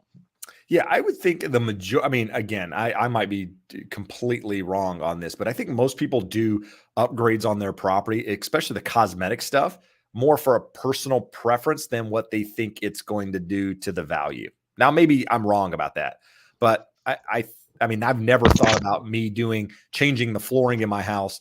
Oh, that's going to add value. It's more like, no, I don't like this flooring anymore. I want new flooring. It's really just a preference thing. So I think you got to do, again, what's right for you. I don't know that there's a right or wrong answer. Just, do you be you. How's that? Let's see here. Renial says, are move-up buyers having a better chance now in your market since a lot more houses are staying on the market longer? I would say, yeah. I think buyers definitely have more of an opportunity now because there's more property to choose from. But I will say that it's slowing down. There's a couple things going on. One of them is that we are at the point in the year where kids have started getting out of school. So summer for some people has started already. And which means that there's people out there getting ready or starting that first vacation of the summer. So there's less people looking. You also have affordability playing a part. You've got a couple of different dynamics. People kind of wondering, just taking a step back and go, okay, are interest rates going down? Are they going to go up? Are house prices going to stay here? Are sellers going to drop? And taking a little bit longer to make those decisions. So I don't know that you see the real effects of what we're seeing right now for a couple of months. You got to wait for the data for probably, August, September to roll out to know what actually happened right now. Like what did the market do? What did people see? And I think again, it's one of those lagging indicators, but me with boots on the ground, I can tell you it's a little bit slower. I'm not panicked by any means, but I just think, yeah, there's more opportunity out there. Josh, we had a super chat. Amber's rad. I don't know Amber, but I follow Amber on social media just because she's rad. Like she is a professional skimboarder. I don't even know. Do I say skimboard? Is that what you are? I mean, like badass. It's rad. So follow her on social media. It's pretty cool to watch. But she she goes out there and rides the shore break, Josh, just huge barrels and just gets destroyed. Anything strapped to my feet is No, like you're not strapped. You go in, you jump on that bad boy. On feet, anything that skates, skateboard, surfboard, skimboard, this guy was not meant for. So yeah, we have one of the crappy like skimboards at the house, and like my kids run on it and they jump and it digs into the sand and they face plant. And I see her going out there and I'm like, I want to be more like that. But anyhow, so $5 super chat. Thank you, Amber, for doing that. Appreciate you being here. So let's see. What do we got? Josh, we got some more stuff here. You want to look at this one? I actually kind of like this. Yep. So Peter Mangano says your thoughts, and he followed the rules and prefaced it with question. Oh, that dude, that was long gone. Like, so I met like 4 people that have done that. I So gave up. Peter followed the rules and gets his question answered. Your thoughts on the 10-year Treasury being back above 3%? I don't really have any particular thoughts about it. When you look at the charts, the technicals, once we popped above 3 a week or so ago, and then got back under it, got down, almost down to 2.7 and change. When you look at the technicals, we have some support at 315 and then major support at 3.25. My guess is 3.25 will probably hold as our high in this cycle. And if 3.25 gives way, your next major support is 3.65. So what does that mean in the big picture? We're about a 2.2 spread between mortgages and the 10-year Treasury right now. If it ran all the way up to 3.65, that puts you at 5.85. So we're saying best qualified borrowers right now are in that 5.125, 5.25 range. It means the best qualified borrowers are at 6, and people buying condos, low down, low credit scores are at 6.5, 6.75. So I don't expect it to happen. I think we could see a pop up to 315, 325, but we're kind of should be at the end of the line of the worst of interest rates.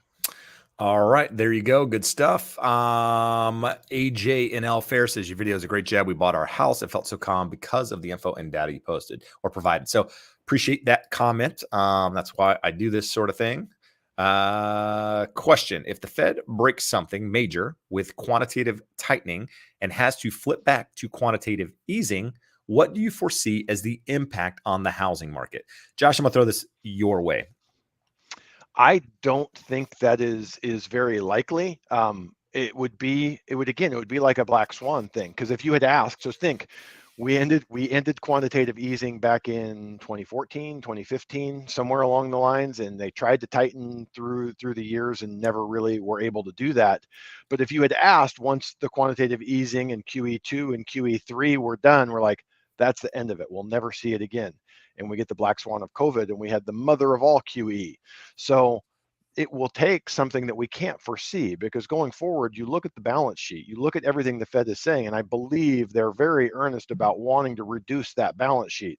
Quantitative easing adds back to that balance sheet. I believe they have every intention of not doing that again, but it's going to require something going forward that we can't foresee.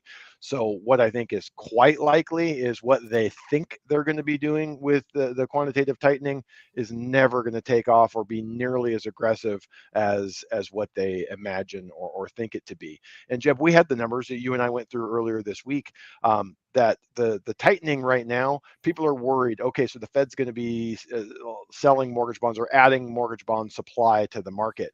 Supply is so low relative to last year that the markets should be able to safely absorb the additional supply without much of an impact on interest rates. And that's why we've seen fairly stable within a narrow range of interest rates. So stay tuned. We'll analyze it. We'll watch it. We'll give you the real world feedback as it happens, but I don't expect much to happen on either side. So Christina, I mentioned Christina earlier in the feed. She's here though, and conversating with a couple of people in the chat, and she makes a comment here, or she posted a comment that I want to talk about for a moment. Metal Mike asked the question, are rents going up now? And Christina comes back and says rents are still going up. I think it's mostly to offset higher property taxes for investors. So let's think about that. An investor has a property and their cost goes up. What do you think? Most investors absorb that cost, or like restaurants, when you go out to eat now, you got a new little box on the bottom of your receipt. In addition to your taxes, you got the inflation charge, or you got the CARES Act, or whatever the hell that when the insurance went up. Chart, like I'm now paying the insurance for the employees at the restaurant because you're passing the cost along. I wouldn't say it's exactly the same, but investors are there to make money. Some investors are going to eat that cost. Some investors are going to eat some of that cost. Some investors aren't going to eat any of that cost, and they're going to pass it along to the consumer renting.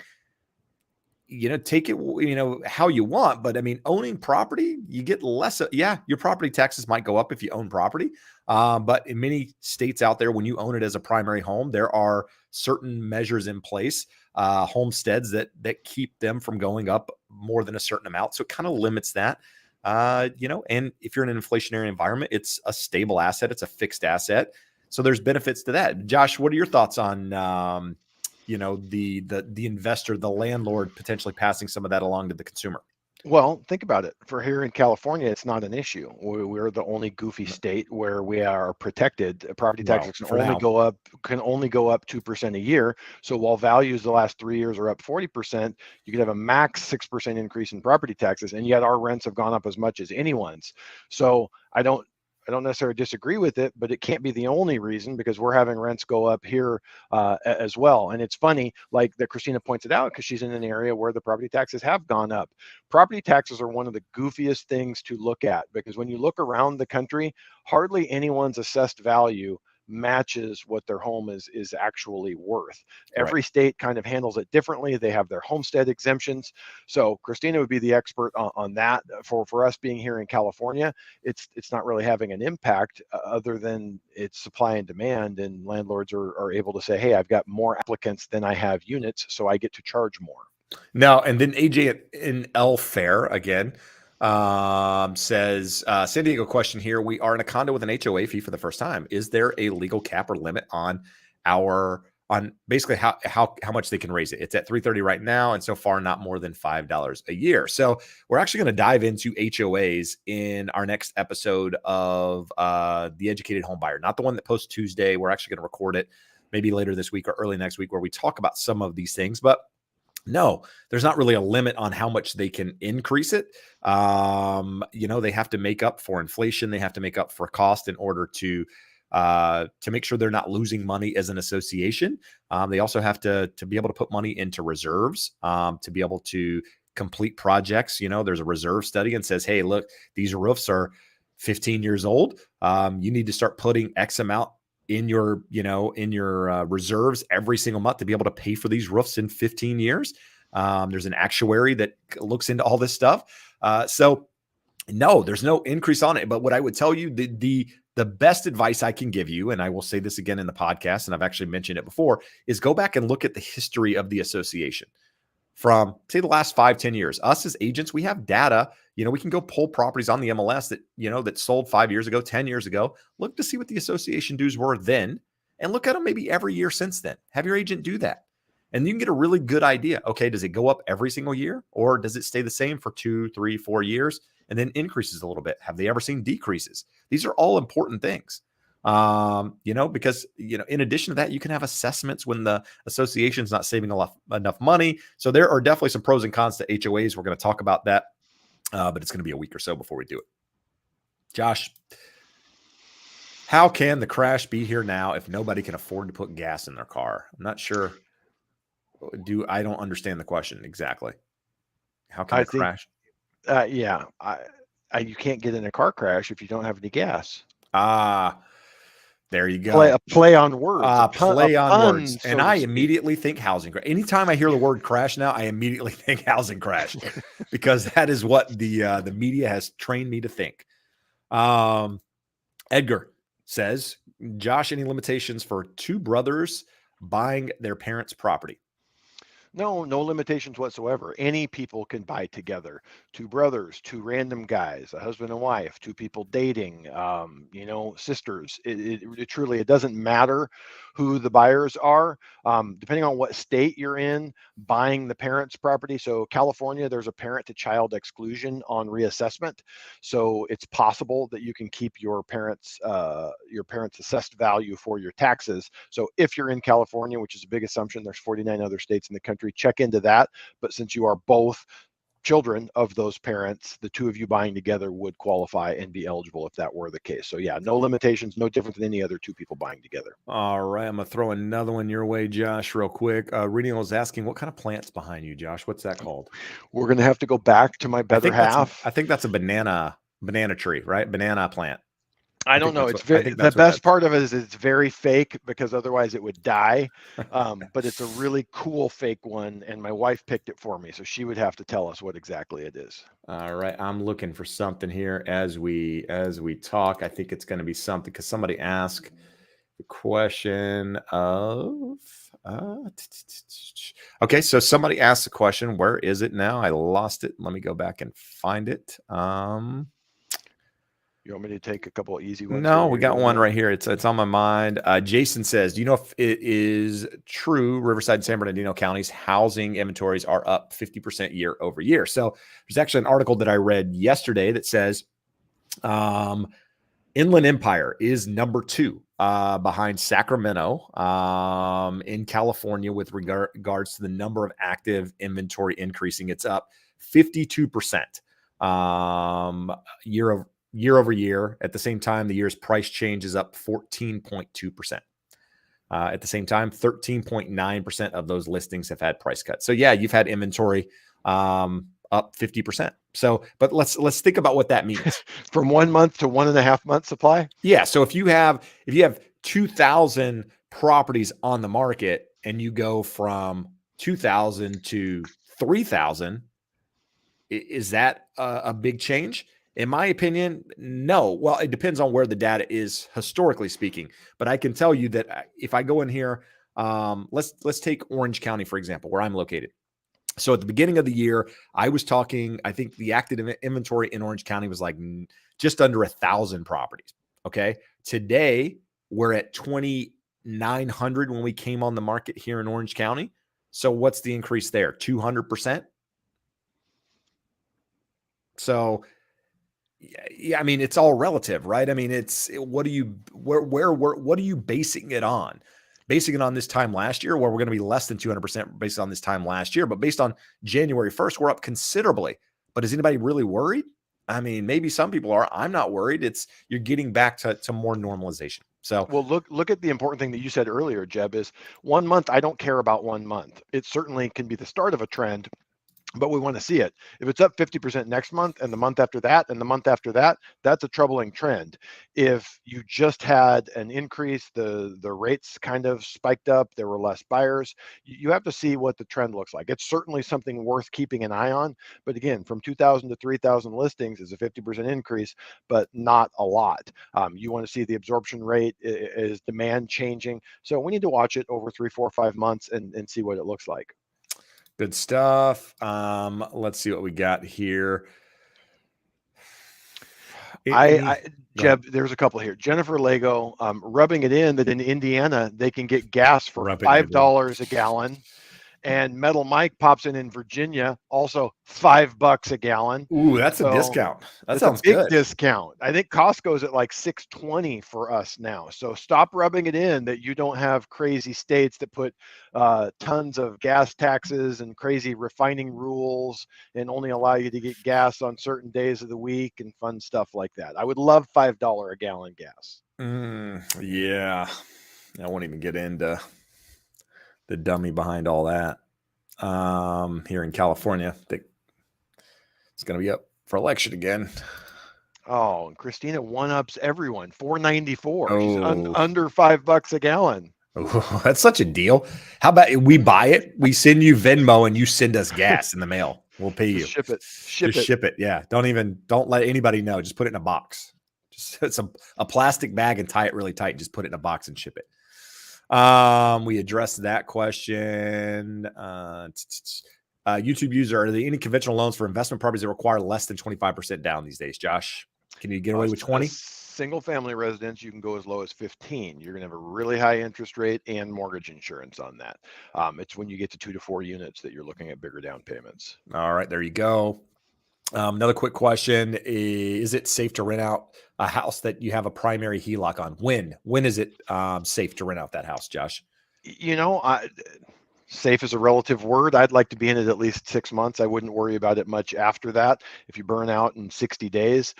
That being said, I've had many a client throw a HELOC on their house for their down payment on the next purchase and move right into it owner occupied and never have a problem. And the important part in that one is that I've never had the lender on the new loan question that. They would question if you had just bought the other house 6 weeks ago as owner occupied, but not that you just took out a HELOC 6 weeks ago as an owner occupied HELOC. Well, there we go. Christina thinks our idea is just wicked smart, and I think it's genius. We should give it a go just to see what. Actually, we could do a video shipping gas to California. Christina, you could film it the start of it, Mr. and then Beast you could set a camera up at your door that's filming 24/7, so you can see when the feds come in there at like 2 a.m. You can get it all, and it could be a hell of a video. This could be great. I'm thinking you got something that could trend there, like real quick. I would watch it for sure. Yeah. 449 in Wyoming. We got Eric at 435 in Houston. I think, Houston's like the capital. Don't you just gas. pull up to the refinery and they just throw it in your car like for free you? gas in Houston. So 435. I don't know that you're going to beat that anywhere. That seems to be probably the deal of the century out there for those getting gas. But let's move along. We addressed that one. Romeo says, can you touch on a quick claim deed? Bought house under my name only, would like to add my fiance. Didn't do it initially because of misinformation. So a quick claim deed is a deed that allows you to add or remove somebody from title on a property. So if you purchase a property by yourself and you want to add a spouse and or a parent or whatever, a quick claim deed allows you to do that. And the same is true for the other way in having somebody removed from it. Just make sure whichever direction you go, and here in California, I can speak on California, can't speak on any other states, but there's a document that whenever you add someone and or remove someone from title, that you make sure you fill out that document and submit it with the quick claim, because if you don't, it's going to trigger a reassessment on your property taxes, at which point you're going to have to explain what happened, why, did it change and what have you after the fact. It's better to do it up front, but there's nothing to really worry about there. Just understand that once they're on title, they own 50% of that property or whatever the percentage is, however you hold title. Sometimes it's 50%. Sometimes there could be a different share depending on, again, how you hold title and what you've documented as part of that. So, but again, nothing really to be concerned with. This is a routine document that happens all the time. So 2 quick Cliff Clavin notes on this. Yep. There's multiple types of deeds. A quit claim deed says, if I have an interest in this property, I'm giving it to this person or these people. Grant deed says, I do have an interest in this property and I'm giving it to this person or these people or this entity. So you probably want a grant deed, but check, there are multiple types of deeds. The other one is be prepared and aware that next time you go to do financing on your property, this will be an uninsured deed, meaning you're not getting title insurance with it. The title company is likely to make you redo the deed that they can record with your next transaction to include it inside of the title insurance. Well, there you go. I shouldn't have touched on it at all. It looks like Josh just summed it up. Ashley says, last week you briefly touched on a 40-year interest only. I'm purchasing first home in SoCal considering a non-QM 40-year interest only. Any other thoughts on these loan types? So here's what my recommendation is, and this is not going to be probably the advice you want to hear. If your only option to buy a house is on a 40-year interest-only loan, I don't think you buy. Now, that could be looked at very negatively.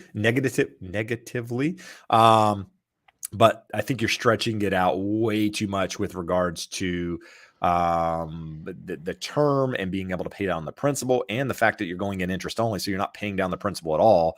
If you get in a position where you have to sell that property, in the next couple of years, if the market has moved any other direction, unless you put a huge down payment down and you get that loan, that's the only way I think you can consider it. But Josh, what advice would you give somebody in that situation? So let me say I don't necessarily disagree with you, Jeb, but let me kind of fill in the blanks. So first of all, Ashley's been paying attention. She mentioned non-QM. It's got to be a non-QM loan if you're going to do a 40-year. So 40-year on an interest only. If you're going to do an interest only loan, you want it to be a 40-year, because what they do with that is you have a 10-year interest only period followed by a 30-year amortization. If you have a 30 or shorter year loan after that 10-year interest only period, not only does it convert to an amortizing loan, it has this short time frame, and that payment skyrockets. So the 40-year interest only is an attempt to make it less risky over the long haul. Now, all that being said, you probably have to go to with a non-QM loan because you're doing bank statement, some type of alternative documentation. So if that's the case and you're already in that type of loan and you're paying a higher interest rate, it can make sense to lower the payment. That being said, Jeb, we talk about the four stools or the four pillars of homeownership, why people build wealth. One of the biggest ones is principal reduction and paying it down. And you're not going to have that. So you're only going to have appreciation on your side from that end. You're going to fix the payment. You get that benefit, and you're going to have appreciation on your side, and you'll probably have some tax benefits, but you're not going to get that big one of principal reduction. So I don't hate it. I would love to kind of take a peek at it and give you better information. So shoot me an email or reach out one way or the other. I'd like to give you some insights and some advice on it. I wouldn't say it's not a hard no, but definitely with caution, take a look at it and make sure that it's your best option. So earlier I kind of crapped on Dan because I thought he was getting on me about my thumbnails, and then I apologized. And then I found out he was a member of 7 wineries in Paso. So I think Dan and I should be friends. We should share wine. You start, Dan, pass along wine, and I'll taste it and see if I want to reciprocate. And no, I'm being facetious. No, that's awesome, man. I love Paso. Paso's rad. You nerds go over to the wineries. I'll be over at Firestone Walker drinking gallons of 805. No, they actually have that whole beer. What the beer? What the hell's the name of that place in Paso? The beer garden thing. It's super cool. They have. God, I can't think. He's going to come in here and tell me what it's called. I'll be posted up at the beer place. Barrel House. Barrel House is breweries in there. Yeah, no, good times up there. Anyhow, let's move along. If you guys see me moving around, it's because my back is like crushed right now. I can't sit still. It hurts. But I'm here, guys, giving you guys what I promised. Ask him why his back never heals. Silence. Somebody's asking the question. So you want me to ask Jeb, why does your back never heal? I don't know, Josh. Because you don't take I'm not willing off, to have surgery. You don't follow the rules. I'm not willing to have surgery. That's why. Throw big weights on your back before you're healed up. I have a bulging disc in my L4, L5, and it's 11 millimeters out. Most of the time, 99% of the time, I get very little pain. There's about 1% of the time that I do not pain, just discomfort. It's and so for me, it's a quality of life thing. Like surgery, never, knock on wood, had to have surgery in my life. Especially spinal surgery, not something I'm looking forward to. So the way I look at this, probably not the way that most people like.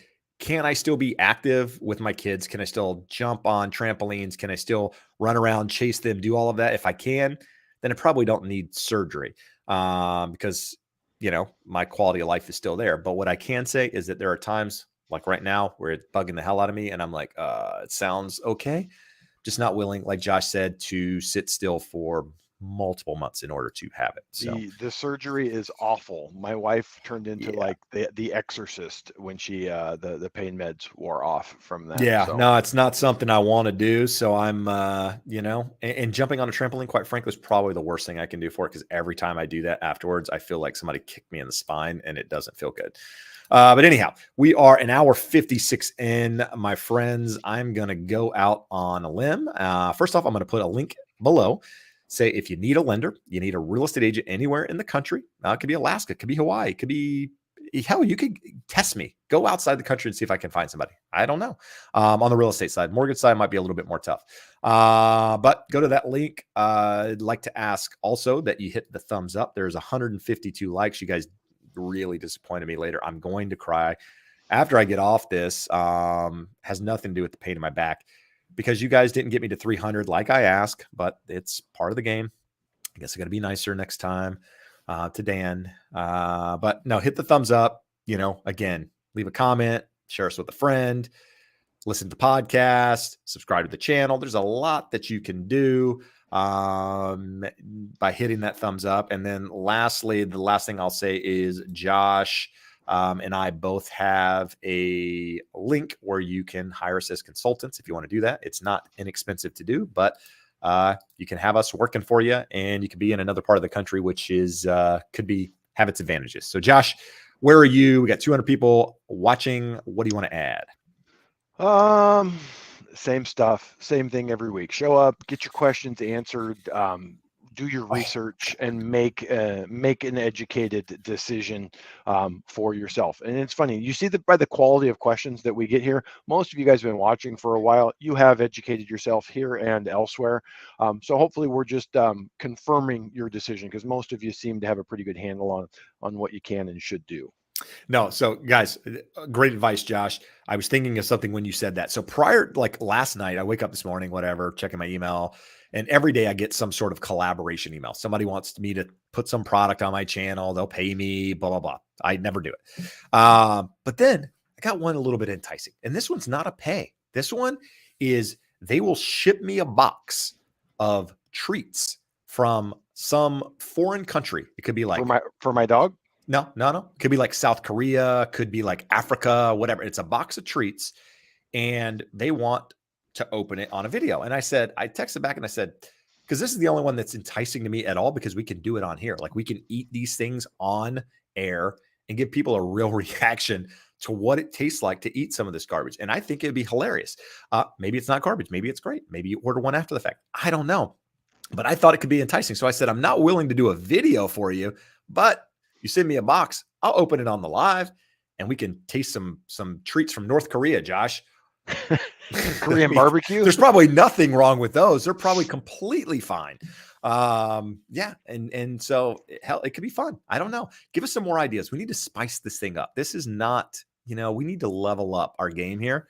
We can be fun and educational while giving you guys more. Because I'm bored. I'm bored. I'm bored over here. So what can we do? What can we do to spice this up? Jeb's impatient and easily bored. Impatient. It's been a year and a half of doing the same thing every week, and I'm impatient. Oh boy.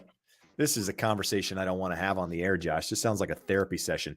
But anyhow, check out the podcast. See you next Wednesday. We'll be here. We appreciate you listening. Appreciate your time. Hit the thumbs up. Adios, my friends. Bye-bye.